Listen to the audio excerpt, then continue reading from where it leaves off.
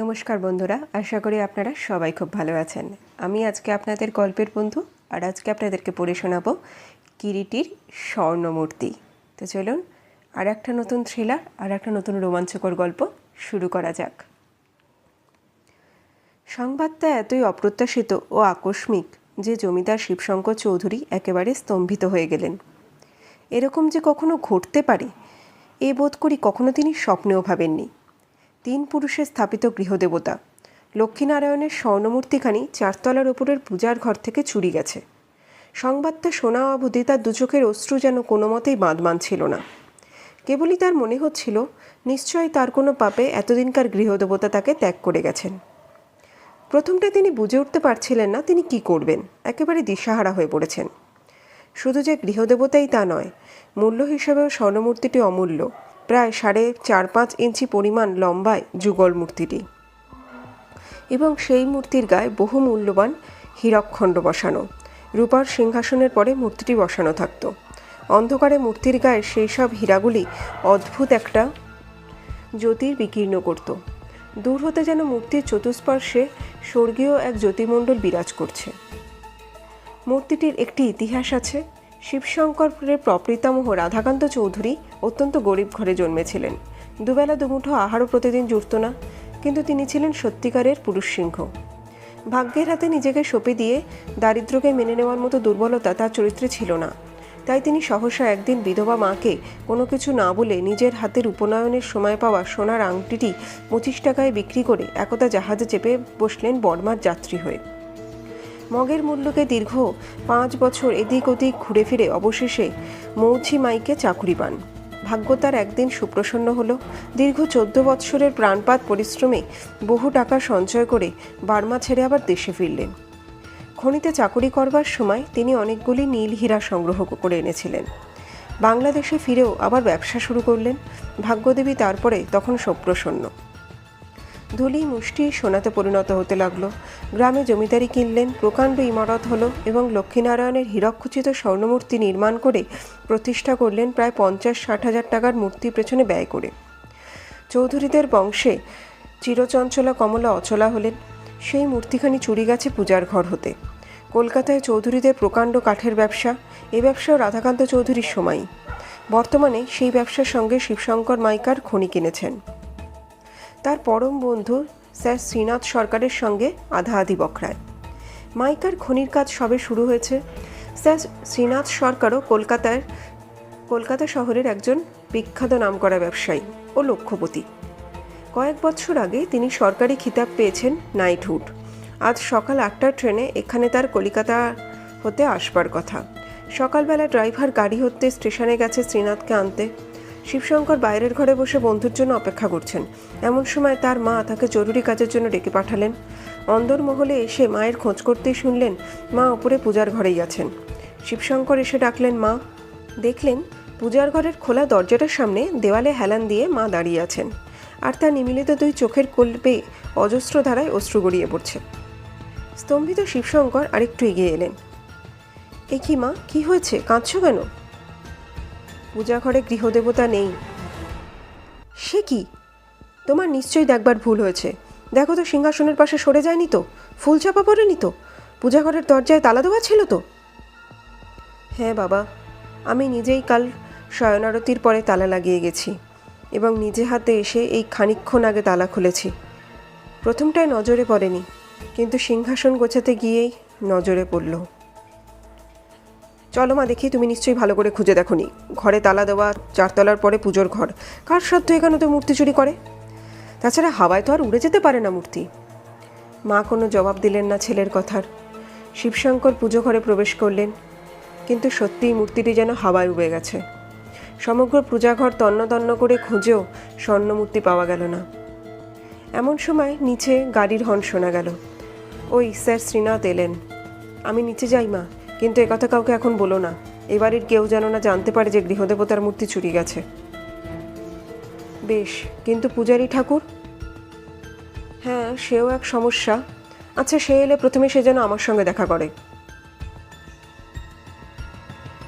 Sir Srinath সরকার ইতিপূর্বে আরও একবার চৌধুরী বাড়িতে এসেছিলেন। চৌধুরীদের সঙ্গে আজ প্রায় বৎসর খানেকের অত্যন্ত ঘনিষ্ঠতা হয়েছে, ব্যবসা সূত্রেই আলাপ। স্যার শ্রীনাথের বয়স প্রায় 50-এর কোঠায় গিয়ে পৌঁছেছে।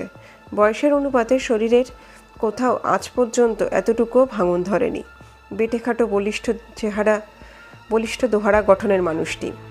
গায়ের রং উজ্জ্বল বর্ণ, মাথার চুল প্রায় 3 ভাগ সাদা হয়ে গেছে, ফ্রেঞ্চ কাট পাকা দাড়ি। অত্যন্ত আমোদে হাসি খুশি মানুষ। অতি বড় বিপদেও কখনো কেউ তাকে নাড় ভাড়াতে দেখেনি। আজন্ম ব্রহ্মচারী মানুষ। সংসারে আপনার বলতে শুধুমাত্র একটি ভাইজি, মৃদুলা। কলকাতার বালিগঞ্জ অঞ্চলে বৃহৎ প্রাসাদতুল্য ইমারত। গত মহাযুদ্ধে হার্ডওয়্যারের ব্যবসা করে প্রভূত সম্পত্তির মালিক। সম্প্রতি শিবশঙ্করের সঙ্গে আধা আধি শেয়ারে মাইকার খনি কিনেছেন। তারই সম্পর্কে জরুরি কথাবার্তার জন্য এখানে আজ তার আগমন। একটা দামি আরামকেদারায় গা এলিয়ে স্যার শ্রীনাথ মোটা বর্মা চুরুট টানছিলেন। শঙ্কর এসে ঘরে প্রবেশ করল। নমস্কার স্যার শ্রীনাথ। নমস্কার।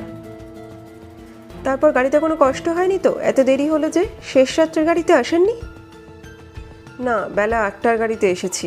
আরামেই আসা গেছে। কিন্তু আপনার মুখ অত শুকনো দেখছে কেন মিস্টার চৌধুরী? কোনো অসুখ বিসুখ করেনি তো? শিবশঙ্কর মৃদু হাসলেন। চা আনতে বলি? বেশ তো। শিবশঙ্করের ভৃত্যকে ডেকে চা আনতে আদেশ দিলেন। কিন্তু আপনার মুখ দেখে মনে হচ্ছে মিস্টার চৌধুরী নিশ্চয়ই আপনার শরীর সুস্থ নয়। শিবশঙ্কর চোখ দুটি ছলছলিয়ে এলো। কি হয়েছে মিস্টার চৌধুরী? কোনো বিপদ? বিপদ? আপনার যদি কোনো আপত্তি না থাকে মিস্টার চৌধুরী, আমাকে বন্ধু ভেবে সব খুলে বলুন। ব্যবসা সম্বন্ধে কথাবার্তা না হয় আর এক সময় বলা যাবে। শিবশঙ্কর মুহূর্তে কি যেন ভাবলেন, তারপর ঈষৎ চাপা স্বরে বললেন, আমার সর্বনাশ হয়ে গেছে স্যার শ্রীনাথ।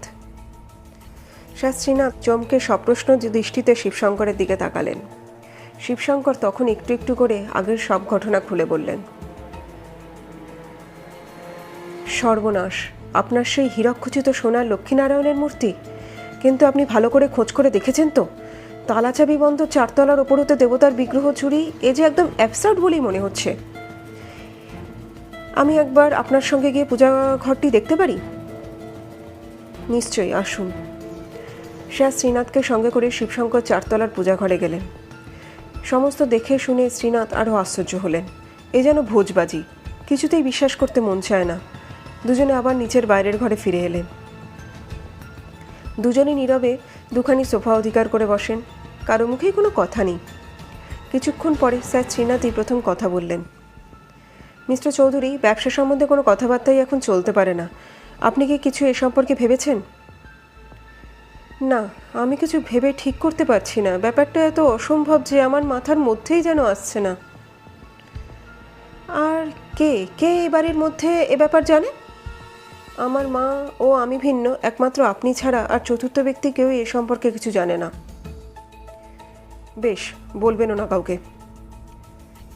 কিন্তু আরেকটি পরেই পূজারি আসবে, তার কাছে তো ব্যাপারটা চাপা থাকবে না। পূজারি? হ্যাঁ, এই গ্রামেরই এক বৃদ্ধ ব্রাহ্মণ রাজকুমার সানলান মহাশয় প্রত্যহ এসে আমাদের গৃহদেবতার পূজা করে যান। লোকটি কেমন? অত্যন্ত সজ্জন, সচ্চরিত্র, ধর্মভীরু। আজ দুপুরুষ ধরে ওনারাই আমার গৃহদেবতার পুজো করে আসছেন। বিশ্বাসযোগ্য তাহলে? নিশ্চয়ই। তবে তাকে সব বুঝিয়ে বলে আপাতত চুপ করে থাকতে বলুন। আমিও তাই ভেবে রেখেছি। এমন সময় ভিত্তে এসে সংবাদ দিল পূজারী ঠাকুর বাবুর সঙ্গে দেখা করতে চান। ভিতরে আসতে বলো ঠাকুর মশাইকে। বৃদ্ধা রামকুমার সান্যাল মশাই ঘরে প্রবেশ করে বললেন, মা বললেন আপনি নাকি আমায় ডেকেছেন বড়বাবু? আসুন ঠাকুর মশাই, বসুন। স্যার শ্রীনাথ চেয়ে দেখলেন। প্রায় 70-এর কাছাকাছি বৃদ্ধ ব্রাহ্মণের বয়স। মাথার চুল পেকে সব সাদা হয়ে গেছে। মুখের ওপর অসংখ্য বলিরেখা। এখন একটু কুঁজো হয়ে হাঁটেন। গায়ের রং উজ্জ্বল শ্যামবর্ণ। পরিধানে একটি পট্টবস্ত্র, কাঁধের পরে নামাবলি। কপালে 2 ভুরুর মাঝখানে রক্তচন্দনের টিপ। আপনাকে বিশেষ একটি কারণে ডেকেছি ঠাকুর মশাই। শিবশঙ্কর সমস্ত ঘটনা খুলে বললেন। আপনি ঘূর্ণাক্ষরেও এ কথা আমি না বলা পর্যন্ত কারো কাছে প্রকাশ করতে পারবেন না। কিন্তু এ সর্বনাশ কেমন করে ঘটল চৌধুরী মশাই? তাই যদি জানতাম ঠাকুর মশাই, তবে এতক্ষণে এ নিশ্চয়ই একটা বিহিত করতাম। আমি একটা সাজেশন আপনাকে দিতে চাই মিস্টার চৌধুরী, স্যার শ্রীনাথ বললেন। বলুন। বিখ্যাত রহস্যবিদী কিরিটি রায়ের নাম শুনেছি, নাকি অস্বাভাবিক ক্ষমতা এইসব রহস্য উদ্ঘাটনের ব্যাপারে। তাকে জানালে কি রকম হয়? আপনি কি সত্যিই মনে করেন স্যার শ্রীনাথ যে এ ব্যাপারে কিরিটিবাবু আমাকে সাহায্য করতে পারবেন? চেষ্টা করে দেখতেই বা ক্ষতি কি? বেশ, কি করতে হবে আমাকে বলুন। কিছুই আপনাকে করতে হবে না মিস্টার চৌধুরী। আপনি সন্ধ্যার গাড়িতেই কিরিটি রায়কে আসবার জন্য একটু তার করে দিন। তার করলে তিনি যদি না আসেন? তার করে দিন, আপনার বড় সাংঘাতিক বিপদ, তার সাহায্য চান, তাহলেই দেখবেন তিনি নিশ্চয়ই আসবেন। স্যার শ্রীনাথ কিভাবে তার করতে হবে তার একটা মুসুবিধা করে তখনই তার পাঠিয়ে দেওয়া হলো। স্যার শ্রীনাথের অনুমান সত্যি হলো। সন্ধ্যার দিকে জবাব এলো, স্টার্টিং অ্যাটেন্ড স্টেশন কিরিটি। ট্রেনটা শেষ রাত্রের দিকে নির্দিষ্ট স্টেশনে এসে থামল। ফাল্গুন মাস, শীত প্রায় যাই করছে। ভোরের দিকে সামান্য একটু ঠান্ডার আমেজ মাত্র পাওয়া যায়। আসন্ন প্রভাতের অস্পষ্ট আলোয় পূর্বাকাশের প্রান্ত ফিকা হয়ে উঠেছে। অস্পষ্ট একটা আলো ছায়া, যেন প্রথম ঘুম ভাঙা রাতের মতোই স্বপ্নময়। ছোট স্টেশনটি, লাল সুরকি ঢালা বাঁধন, উঁচু প্ল্যাটফর্ম। প্ল্যাটফর্মের সামনে মেহেদি বেড়া দিয়ে নির্দিষ্ট। স্টেশনটি যেমন ছোট, যাত্রীও তেমনি স্বল্প। কিরিটি সুটকেস হাতে সেকেন্ড ক্লাস কম্পার্টমেন্ট হতে নামতেই শিবশঙ্কর এগিয়ে এলেন। আপনার নাম? কিরিটি রায়। নমস্কার, আমার নাম শিবশঙ্কর চৌধুরী। ও নমস্কার, আসুন, স্টেশনের বাইরে গাড়ি আছে। দুজনে এসে গাড়ির সামনে দাঁড়ায়। নিউ মডেল V8 গাড়ি, সিডান বডি, কালো রঙের, আয়নার মতো মুখ দেখা যায়। সামনের সিটের দরজা খুলে শিবশঙ্কর আহ্বান জানালেন, উঠুন কিরিটিবাবু। শিবশঙ্কর নিজেই গাড়ি ড্রাইভ করছিলেন। ভোরের ঠান্ডা হাওয়া জাগরণ ক্লান্ত চোখ পাতায় যেন ঘুম জড়িয়ে আসে। কিরিটি ব্যাক সিটে হেলান দিয়ে চোখ বুঝলে। স্টেশন হতে জমিদার বাড়ি প্রায় 5 মাইল টাক হবে। অপ্রশস্ত কাঁচামাটির সড়ক, রাস্তার দুপাশে কাঁটা মনসা ও রাংচিতার গাছ, অজস্র হলুদ ফুল ফুটে আছে। দূরে মাঠের মধ্যে কতকগুলো পলাশ ফুলের গাছ, লাল রক্তবর্ণের ফুল ফুটে আছে। কিরিটিবাবু বলুন, আপনি নিশ্চয়ই আমার পরে অসন্তুষ্ট হয়েছেন এভাবে হঠাৎ তার করে ডেকে আনায়? না, কারণ আমি আপনার তার পেয়েই বুঝেছিলাম নিশ্চয়ই কোনো বড় রকমের বিপদে আপনি পড়েছেন। তবে সারাটা রাত্রি কাল ট্রেনে বসে ভেবেছি এমন কি বিপদে আপনি পড়লেন, আর আমি কিভাবে আপনাকে সেই বিপদেতে সাহায্য করতে পারি। কিন্তু আপনার মুখ দেখে বুঝছি। কি বুঝছেন? খুন খারাপই নয়, কোনো বিশেষ মূল্যবান জিনিস আপনার চুরি গেছে, এবং মূল্য হিসেবে সে বস্তু 40-50 হাজার টাকা হওয়াও হয়তো অসম্ভব নয়। দারুণ বিস্ময় হাঁ করে শিবশঙ্কর কিরিটির মুখের দিকে তাকালেন। লোকটি কি অন্তর্যামী না জাদুকর? কিরিটি মৃদু মৃদু হেসে শিবশঙ্করের দিকে তাকিয়ে বললে, আপনি ভাবছেন নিশ্চয়ই আমি অন্তর্যামী কিনা। ভয় পাবেন না মিস্টার চৌধুরী, আমি জাদুকরও নই, অন্তর্যামীও নই। এটা আমার সিম্পল ডিডাকশন মাত্র। সুব্রত বলে এটা নাকি আমার কমন সেন্সের রুল অফ 3। কলকাতার সুবিখ্যাত টিম্বার মার্চেন্ট শিবশঙ্কর চৌধুরীর সম্পদ এখন এক প্রকার কিংবদন্তির মধ্যে দাঁড়িয়েছে, প্রথম কথা। দ্বিতীয়, খুন খারাপির ব্যাপার হলে সেটা আপনি প্রথমে আমারই সাহায্য না চেয়ে পুলিশের সাহায্য নিতেন, সেটাই স্বাভাবিক। তৃতীয়, এমন কোনো মূল্যবান জিনিস আপনার খোয়া গেছে যেটা সকলের সামনে প্রকাশ করতে আপনি ইচ্ছুক নন। ঠিক তাই, কিন্তু কি করে আপনি তা জানলেন? এই তো অতি সহজ, একটু ভাবলেই তো বোঝা যায়। আপনি আমাকে তার করেছেন, আপনি বিশেষ বিপদে পড়েছেন, যার জন্য আমার সাহায্য আপনার একান্ত প্রয়োজন। তারে আর কিছুই আপনি জানাননি। এতেই বোঝা যায় ব্যাপারটা প্রকাশ হয়ে পড়ুক আপনি যেমন চান না, তেমনি ব্যাপারটা একটা মীমাংসা হোক আপনি তা চাইছেন। তাই আমাকে তার করে ডেকে পাঠিয়েছেন। কেমন বলুন, তাই নয় কি? হ্যাঁ, কিন্তু কেমন করে আপনি বুঝতে পারলেন যে আমার কোনো মূল্যবান জিনিস খোয়া গেছে? সেও আমার ডিডাকশন বা অনুমান মাত্র, কেননা সেটাই এক্ষেত্রে বেশি স্বাভাবিক।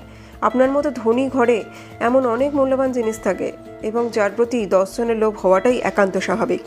কিন্তু এ তো গেল তর্কের দিক। আপনার কথায় স্থির নিশ্চিত হয়েছে, কিন্তু মূল্যবান জিনিস আপনার চুরি গেছে। কি হয়েছে বলুন তো? এবং এটাও সেই সঙ্গে বুঝেছি ব্যাপারটা আলোচনার আপনি সকলের সামনে করতে চান না। আশ্চর্য, তাও বুঝলেন কেমন করে বলুন তো? তা না হলে আপনি ড্রাইভার না পাঠিয়ে নিজেই মোটর হাঁকিয়ে আসতেন না।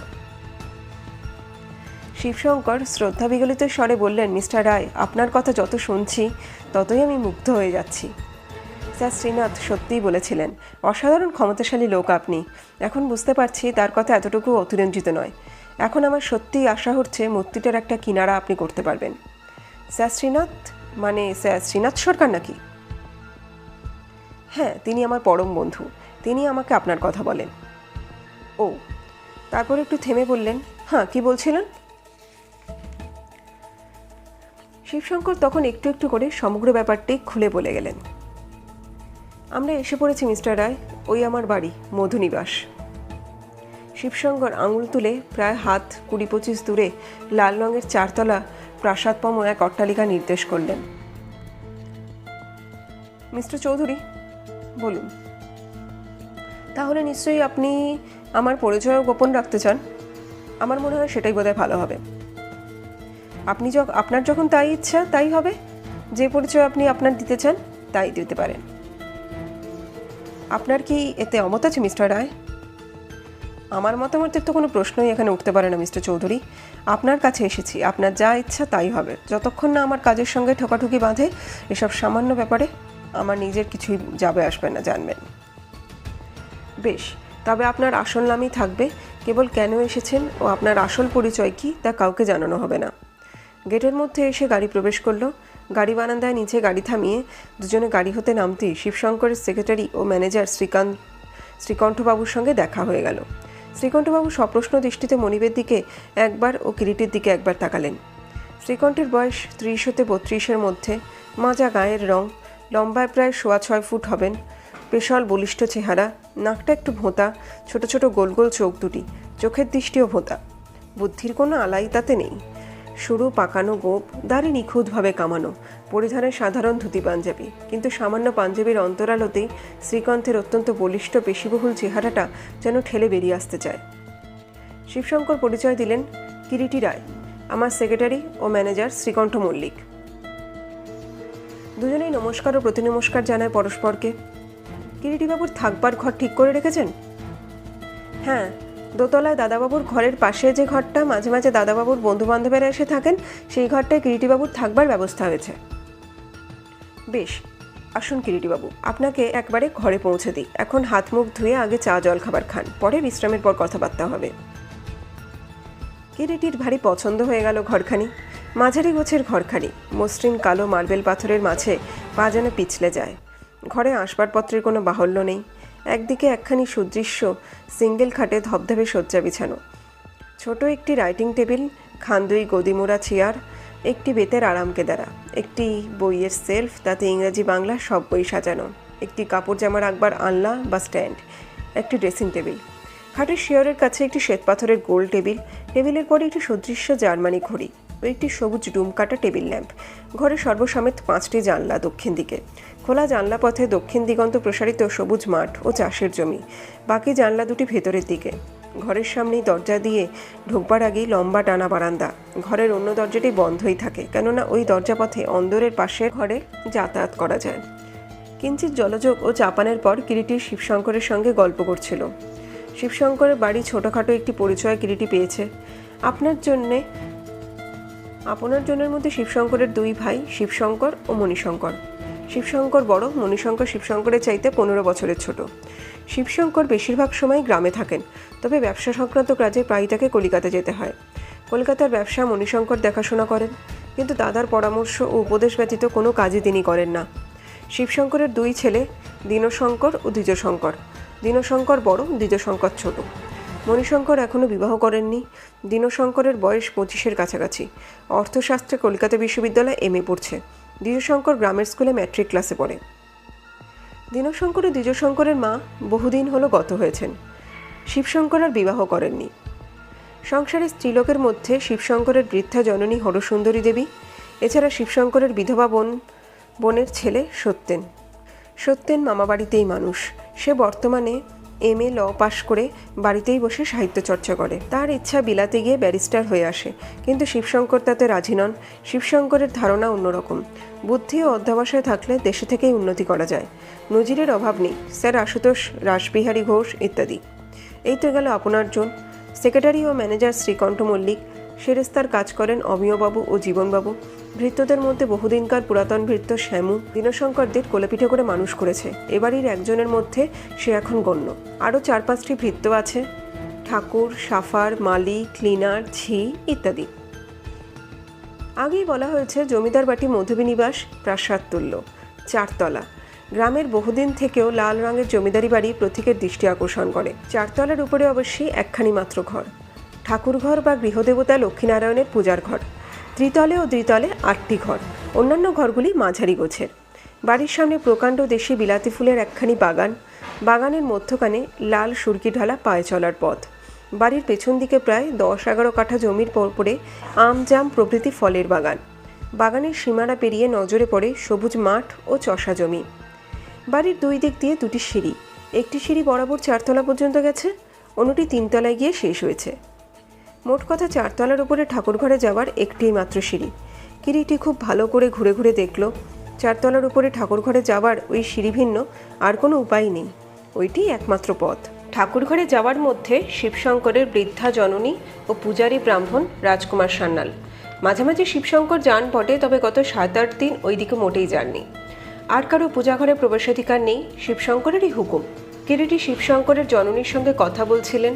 শিবশঙ্করের জননী হরসুন্দরী দেবীর বয়স 60-এর ঊর্ধ্বে। সুখের শরীরে জরা এখনও তেমন বিস্তার লাভ করতে পারেনি বটে, কিন্তু চোখের দৃষ্টি ক্ষীণ হয়ে এসেছে। চোখে পুরু লেন্সের সোনার ফ্রেমের চশমা। চশমা কি আপনি সর্বদাই ব্যবহার করেন মা? কিরিটি প্রশ্ন করে। হ্যাঁ বাবা, বুড়ো হয়েছি, চশমা খুললে কিছুই যে দেখতে পাই না। আপনার নিশ্চয়ই মনে আছে মা, শেষ কখন আপনি লক্ষ্মীনারায়ণের মূর্তিটি ঠাকুরঘরে দেখেছিলেন? আজ শনিবার। পরশু বৃহস্পতিবার রাত্রি 9টায় সন্ধ্যারতির পর ঠাকুরমশাই চলে যান। তারপরও ঘণ্টাখানেক আমি ঠাকুরঘরে ছিলাম। আপনার ছেলে মিস্টার চৌধুরীর কাছেই শুনলাম ঠাকুরঘরে কেউ বড় একটা প্রবেশ করে না, আপনি, ঠাকুরমশাই ও আপনার ছেলে ব্যতীত।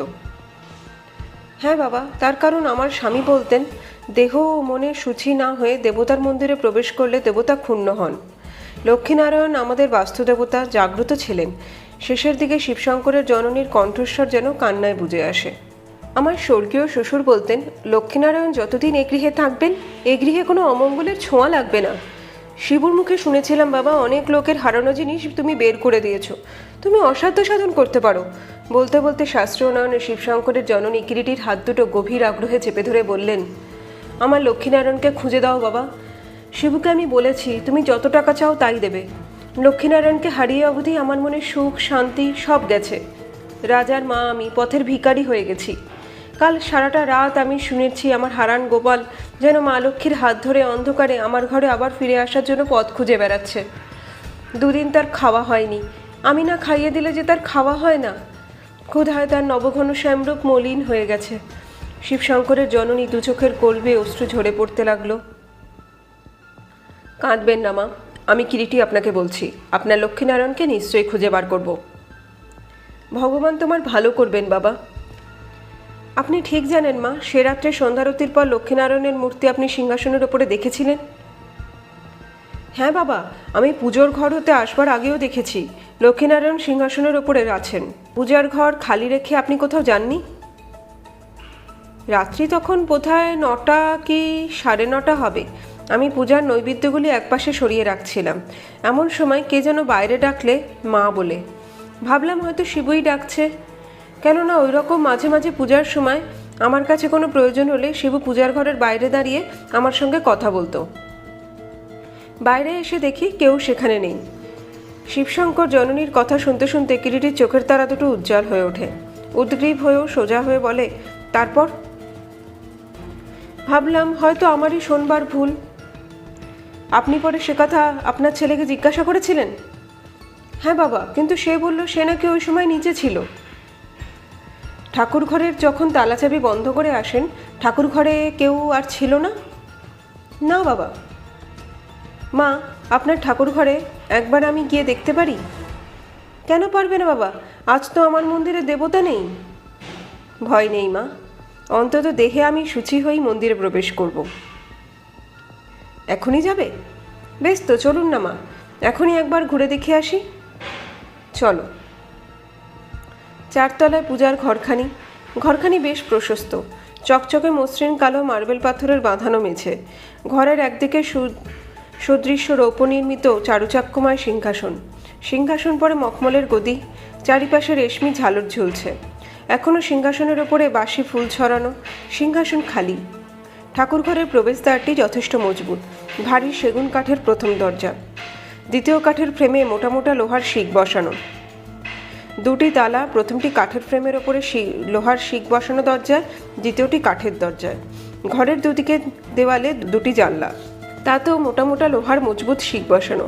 কিরিটি ভালো করে জানলা পথে উকি দিয়ে দেখল বাইরে হতে জানলার নাগাল পাওয়া একেবারেই অসম্ভব। কিরিটি ভালো করে জানলার শিকগুলো পরীক্ষা করে দেখতে লাগলো। যে জানলাটি বাড়ির দক্ষিণ দিকে, সেই জানলা পথের নিচের দিকে তাকালে দেখা যায় বাড়ির নিচের ফুলের বাগান, ঘরও সন্নিবেশিত গাছপালা।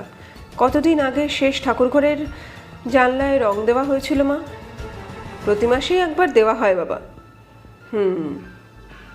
কিরিটি আর একবার জানলার শিকগুলো পরীক্ষা করলে দক্ষিণ দিকের জানলা হতে ঠাকুরঘরের সিংহাসন হাত পাঁচেক দূরে হবে মাত্র। ঠাকুরঘরের এক কোণে ঠিক দরজার ডান পাশে বড় বড় দুটি মাটির জালা। কিরিটি মাটির জালা দুটো দিকে আঙুল নির্দেশ করে প্রশ্ন করলেন, ওই জালা দুটি? ওতে গঙ্গা জল রাখা হয় বাবা। অগঙ্গার দেশ, গঙ্গা জল তো পাওয়া যায় না, তাই মাসে দুবার করে কলকাতা হতে গঙ্গা জল আনিয়ে ওতে করে জমা করে রাখা হয়। ঠাকুর ঘরে ঢুকবার ঠিক মুখেই দরজার পাশে কতগুলো পুরাতন বড় বড় কাঠের বাস্ক স্তূপ করা আছে। আর একটা কথা মা, আপনি সে রাত্রে মা বলে ডাক শুনবার পর এ ঘরে কতক্ষণ ছিলেন? তা প্রায় আধ ঘন্টা হবে। কিরিটি বাগানের মধ্যে ঘুরে ঘুরে 1 ঘন্টা প্রায় কাটিয়ে দিল। তারপর নিজের নির্দিষ্ট ঘরে এসে একটা বই খুলে বসল। ঘরের বাইরে জুতার শব্দ পাওয়া গেল। একটু পরে শিবশঙ্কর ও স্যার শ্রীনাথ সরকার ঘরে এসে প্রবেশ করলেন। কিরিটি মুখ তুলে তাকালো। কিরিটিবাবু, এর সঙ্গে আপনার পরিচয় নাই। আমার ব্যবসার অংশীদার স্যার শ্রীনাথ সরকার। নমস্কার। হ্যাঁ, ওর নাম আমি শুনেছি, স্বনামধন্য ব্যক্তি। স্যার শ্রীনাথই আপনার কথা আমাকে বলেন, ওরই পরামর্শে আপনাকে ডেকেছি। ও, আপনার অদ্ভুত কীর্তিকলাপের কথা অনেক আগেই আমি শুনেছিলাম মিস্টার রায়, কিন্তু কেন যেন আমার কেবলই মনে হচ্ছিল এ ব্যাপারে একমাত্র আপনি আমার বন্ধু মিস্টার চৌধুরীকে সাহায্য করতে পারেন। কিরিটি মৃদু মৃদু হাসতে লাগলো, তারপর স্মিতভাবে বলল, ধন্যবাদ।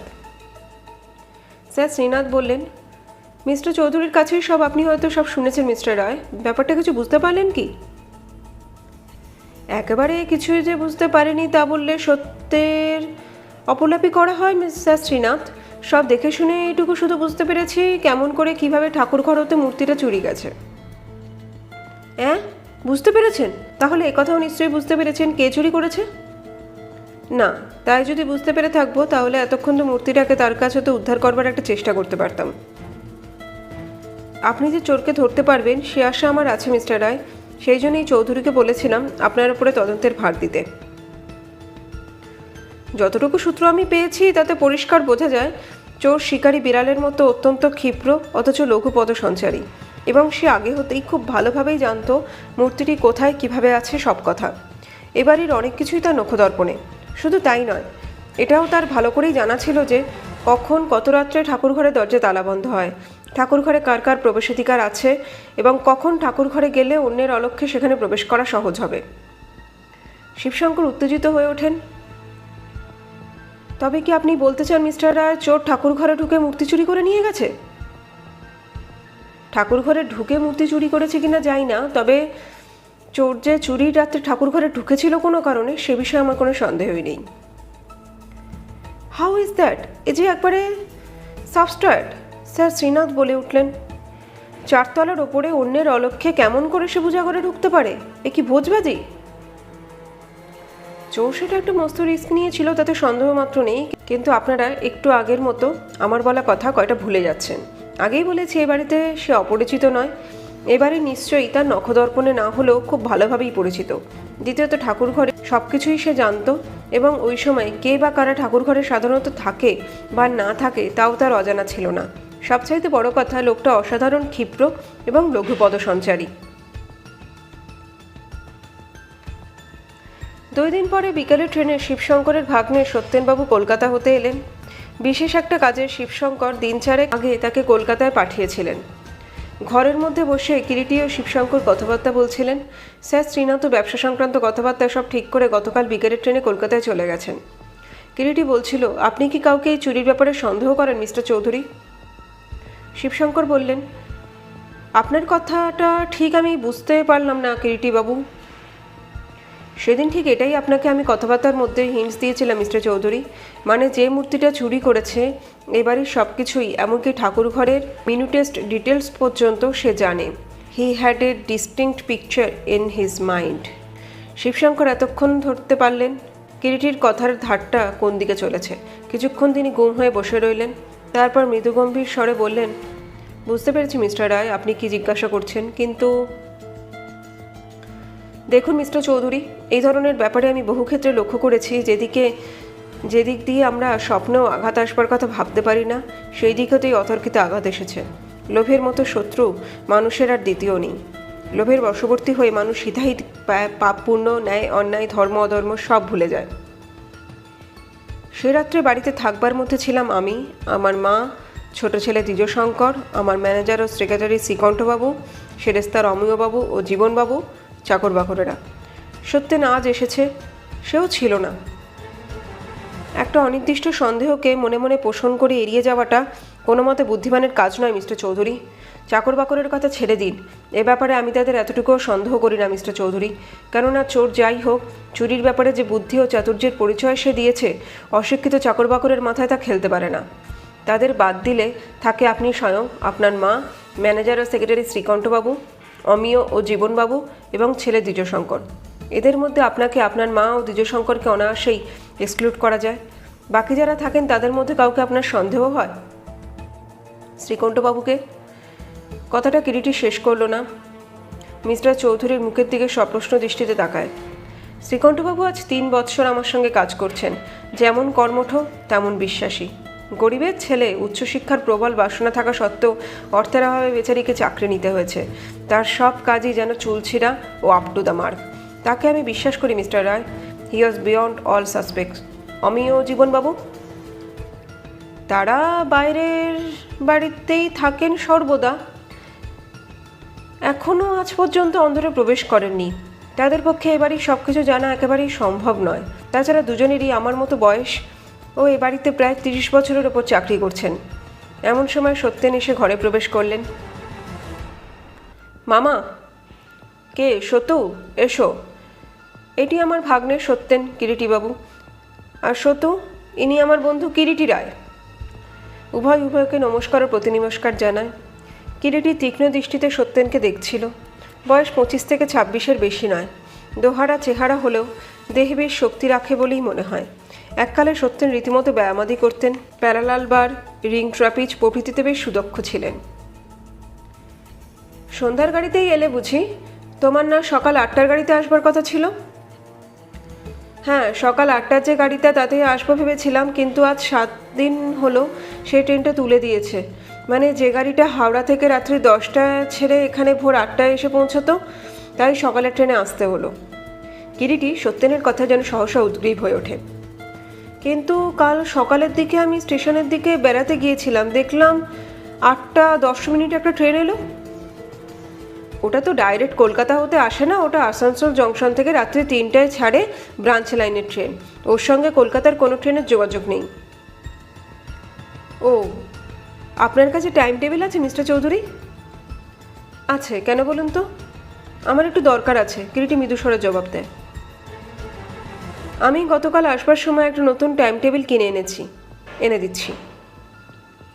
সত্যেন ঘর হতে বেরিয়ে গেলেন টাইম টেবিল আনতে। রাত্রে অনেকক্ষণ পর্যন্ত টাইম টেবিলটা নিয়ে কিরিটি কী সব দেখলে ও কাগজে লিখলে। পরের দিন খুব ভোরে বাইরের বাড়িতে, যেখানে সরকার, দারোয়ান ও অন্যান্য চাকরেরা থাকে, সেই দিকের ঘরে গিয়ে ঢুকলো এবং দুপুরের দিকে বিশেষ জরুরি কাজ আছে বলে 2 দিনের জন্য সে কলকাতায় চলে গেল। কলকাতা হতে কিন্তু কিরিটি আর ফিরে এলো না। চতুর্থ দিন সকালে শিবশঙ্কর কিরিটির একখানা তার পেলেন। তারের বাংলা অনুবাদ করলে এই দাঁড়ায়: আপনার মূর্তিটি যদি উদ্ধার করতে চান তবে টেলিগ্রাম পাওয়া মাত্রই কলকাতায় রওনা হয়ে আসবেন। আজ বুধবার, শুক্রবারের মধ্যে পৌঁছানো চাই, কিরিটি। শিবশঙ্করও টেলিখানা পড়ে একেবারে বিস্ময়ে হতবুদ্ধি হয়ে গেলেন। যেতে হলে আজই যেতে হয়, ভাববারও আর সময় নেই। যা হোক, আর বিলম্ব না করে সেদিনই বিকেলের গাড়িতে তিনি কলকাতা রওনা হয়ে গেলেন এবং কিরিটিকে তাড় করে দিলেন সে সংবাদ দিয়ে। পরদিন ভোরে স্টেশনে কিরিটি স্বয়ং অপেক্ষা করছিল। ফার্স্ট ক্লাস কামরা হতে শিবশঙ্কর নেমেই সামনের প্ল্যাটফর্মের ওপরে অত সকালে কিরিটিকে দাঁড়িয়ে থাকতে দেখে সবিস্ময়ে বললেন, এই যে মিস্টার রায়, তারপর কী ব্যাপার? আপনার মূর্তিটার সন্ধান মিলেছে মিস্টার চৌধুরী। হ্যাঁ, সত্যি? কোথায়? শিবশঙ্কর উদ্গ্রীব হয়ে ওঠেন। ব্যস্ত হবেন না, সন্ধান যখন করেছি মূর্তি আমরা ফিরে পাবই। কিন্তু সন্ধানে যদি পেয়ে থাকেন তবে দেরি করে আর লাভ কি? উপায় নেই, আগামীকাল সকাল 7টা পর্যন্ত আমাদের দেরি করতেই হবে। কাল সকাল 8টার মধ্যেই আপনি আপনার হারানো মূর্তি ফিরে পাবেন, শুধু কয়েক ঘন্টা মাত্র। কিন্তু ব্যস্ত হবেন না মিস্টার চৌধুরী, কিরিটি রায়ের চোখে সে আর ধুলো দিতে পারবে না। I got him, he is now completely under my clutches. সে তা জানতো না, তাই সে নিশ্চিন্তেই আছে এবং কাল 8টা পর্যন্তও থাকবে। সকাল তখন 6টা হবে। কলকাতা শহরে সবে ঘুম ভেঙে উঠেছে। রাস্তায় রাস্তায় তখনও হোস পাইপে জল দিচ্ছে। কিরিটির গাড়িতে করেই কিরিটি ও শিবশঙ্কর আউটরাম ঘাটে এসে গাড়ি ধুতে নামলো। এই কি, এখানে কেন এলেন মিস্টার রায়? কিরিটি মৃদু এসে বললে, আপনার গৃহদেবতা যে বর্মার পথে রওনা হচ্ছেন, ওই যে নবদুর্গা জাহাজটি দেখছেন যেটিতে যাত্রীরা উঠছে, ওতে চেপেই দেবতা চলেছেন বার্মায়। হ্যাঁ, বলেন কি? হ্যাঁ, চলুন, আর দেরি নয়। জলপুলিশের ইন্সপেক্টর শান্তিবাবুর জেটিতে ওদের জন্যই দাঁড়িয়ে অপেক্ষা করছিলেন। কিরিটিকে দেখে হাত তুলে শান্তিবাবু নমস্কার জানালেন। তারপর কি সংবাদ? এখনও আসেনি, এখানেই অপেক্ষা করবেন নাকি? না, চলুন জাহাজের কেবিনে গিয়ে একেবারে অপেক্ষা করা যাক। We must give him surprised visit. বেশ, চলুন। সকলে জাহাজের সিঁড়ি বেয়ে উঠে গেলেন জাহাজে। অসংখ্য যাত্রীর কোলাহলে স্থানটি মুখরিত। কেবিনের মধ্যে 3 জন অপেক্ষা করতে লাগলেন। জাহাজ ছাড়বে বেলা 8:30টায়, কেননা এই সময় নাকি জোয়ার আসবে। প্রায় 7:30টার সময় হঠাৎ কেবিনের দরজাটি খুলে গেল এবং কুলির মাথায় একটা হোলডল ও সুটকেস নিয়ে কেবিনে প্রবেশ করলেন স্বয়ং স্যার শ্রীনাথ সরকার। শিবশঙ্কর হঠাৎ বিস্ময়ে দাঁড়িয়ে উঠে প্রশ্ন করলেন, স্যার শ্রীনাথ, আপনি? বাকিটা তার কণ্ঠেই আটকে গেল। কিরিটিও ততক্ষণে উঠে দাঁড়িয়েছে। মৃদু হেসে সেও বললে, গুড মর্নিং স্যার শ্রীনাথ সরকার। স্যার শ্রীনাথের মুখখানা সহসা যেন ছাইয়ের মতো সাদা হয়ে গেছে। তিনি কোনো মতে একটা ঢোক গিলে একবার কিরিটির মুখের দিকে তাকাতে লাগলেন। পরক্ষণে নিজেকে সামনে নিয়ে কী সব বলতে উদ্যত হলেন। কিরিটি বাধা দিল। স্যার শ্রীনাথ, আপনি নিশ্চয়ই ভাবছেন কেন এত বড় ভুল করলেন, তাই না? কিন্তু পাশার ঘুঁটি এখন আপনার হাতের বাইরে চলে গেছে। Your game is up. Sir Srinath ততক্ষণে নিজের হতচকিত ভাবটা অনেকটা সামলে নিয়েছেন। শিবশঙ্করের দিকে তাকিয়ে বললেন, কিন্তু এসব কি মিস্টার চৌধুরী, এসবের অর্থ কী? শিবশঙ্করের কি জবাব দেবেন? তিনি নিজেও ব্যাপারটা তখনও কিছুই বুঝে উঠতে পারছিলেন না, কেননা কিরিটি কিছুই তার কাছে ভাঙেননি। ভেবেছিলেন মূর্তিটা নিয়ে বার্মায় গিয়ে একটা ব্যবস্থা করে আসবেন স্যার শ্রীনাথ, এবং সেই টাকায় আবার আপনার ভরাডুবি ব্যবসাকে টেনে তুলবেন ডাঙায়। কথায় আছে, ম্যান প্রপোজ গড ডিসপোজ, কিন্তু এক্ষেত্রে হলো শ্রীনাথ প্রপোজ কীর্তি ডিসপোজ। তবে হ্যাঁ, এই কথাটা স্বীকার করব, শিবশঙ্করবাবুর সঙ্গে আপনার বন্ধুত্বের যদি সত্যিই কোনো কিছু থেকে থাকে, সেটা পরিচয় দিয়েছে ইচ্ছায় বা অনিচ্ছায় হোক, এ ব্যাপারে আমাকে তদন্তে নিযুক্ত করবার জন্য মিস্টার চৌধুরীকে পরামর্শ দিয়ে। শিবশঙ্করবাবু নিশ্চয়ই চিরদিন আপনাকে তার জন্য আন্তরিক ধন্যবাদ দেবেন। এখন ভালোই ভালোই মূর্তিটা বের করে দিন। তারপর আপনাকে পুলিশের হাতে ধরিয়ে দেওয়ার ব্যাপারটা সম্পূর্ণ নির্ভর করছে আপনার বন্ধু শিবশঙ্করবাবুর বন্ধুত্বের ওপরে। আপনি আপনার কাজ করেছেন, এবারে তার কাজ তিনি করবেন। My duty finish hair.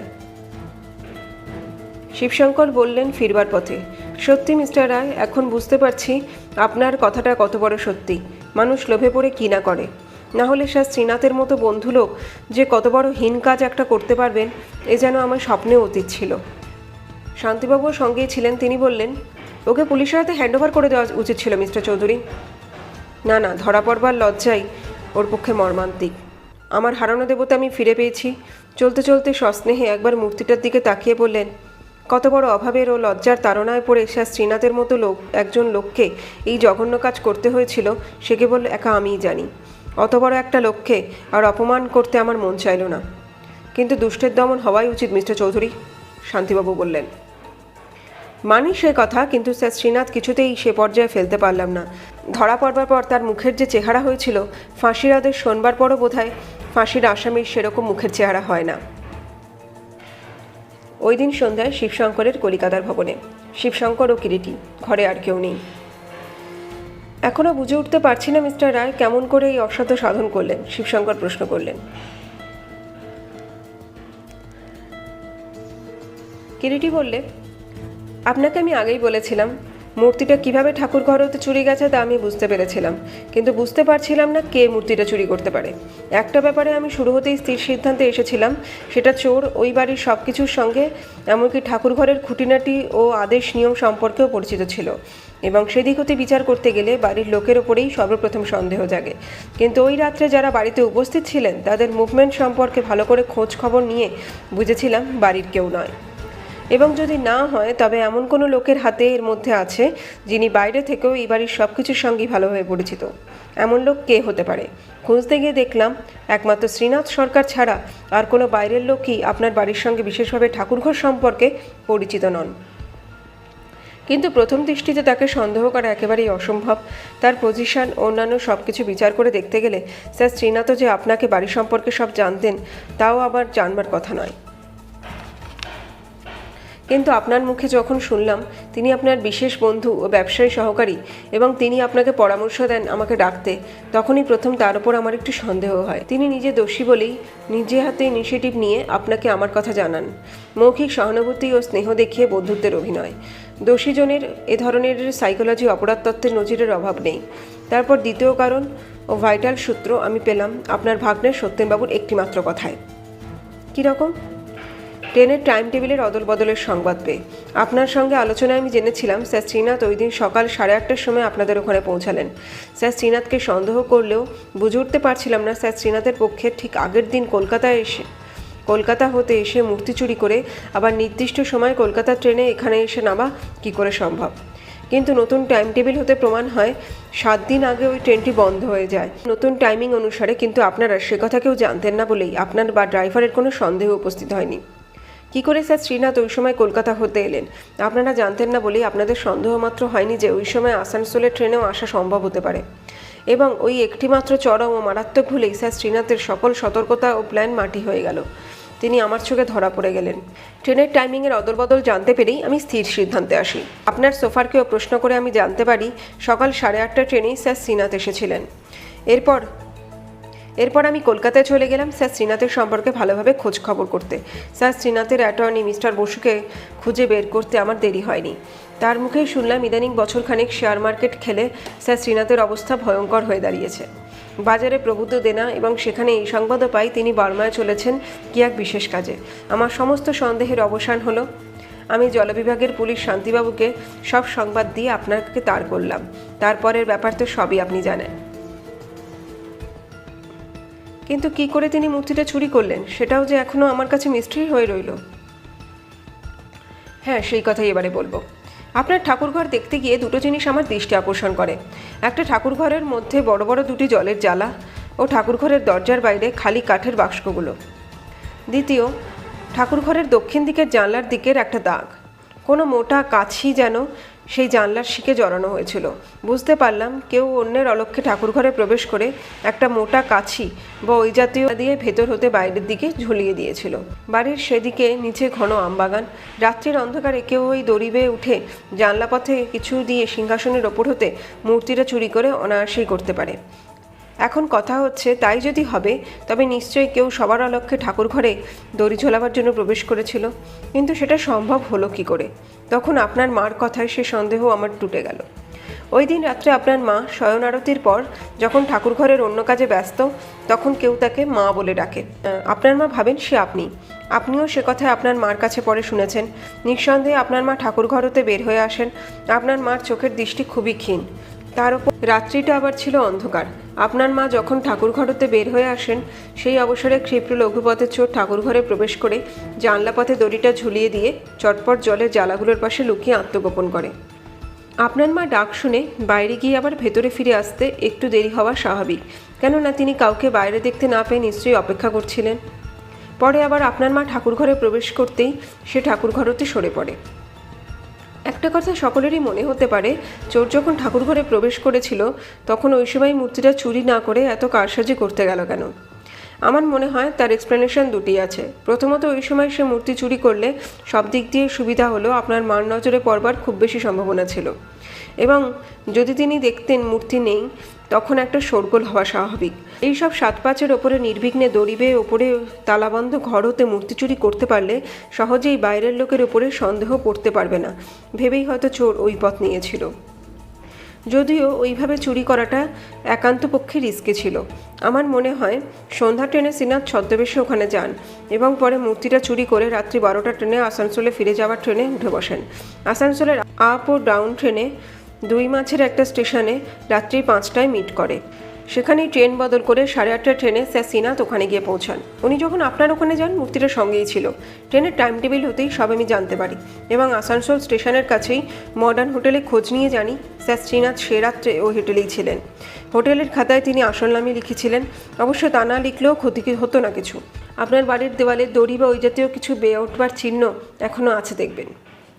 Harasundari দেবী তার হারানো গৃহদেবতাকে প্রায় পান খুলে কিরিটিকে আশীর্বাদ করলেন এবং ছেলেকে 2000 টাকার একটা চেক পাঠিয়ে দিতে বললেন। কিরিটি যেদিন ডাকযোগের চেকখানি পেল সেই দিন দৈনিক বড় বড় হরফে প্রকাশিত হলো, চলন্ত বোম্বাই মেল হতে লাফিয়ে পড়ে বিখ্যাত ব্যবসায়ী ও লক্ষ্যপতি স্যার শ্রীনাথ সরকার আত্মহত্যা করেছেন, যদিও মৃত্যুর কারণ রহস্যাবৃত। স্যার শ্রীনাথের মৃত্যু সংবাদ পেয়ে হরসুন্দরী দেবী বললেন, আহা, বড় ভালো লোক ছিলেন। শিবশঙ্কর কারো কাছে স্যার শ্রীনাথের কথা ঘূর্ণাক্ষরেও প্রকাশ করেননি এবং কিরিটি ও শান্তিবাবুকেও বারবার অনুরোধ করেছিলেন ও কথা কারো কাছে না প্রকাশ করতে। পাপীর মাথায় এমনি করেই বুঝি অদৃশ্য হাতের শাস্তি নেমে আসে। তো বন্ধুরা, গল্পটা কেমন লাগলো? ভালো লাগলে লাইক করো অবশ্যই, আর কমেন্ট করে বলো তোমাদের কেমন লাগলো। তো আজ এখানেই বিদায় নিচ্ছি। নমস্কার, টাটা, সবাই ভালো থেকো।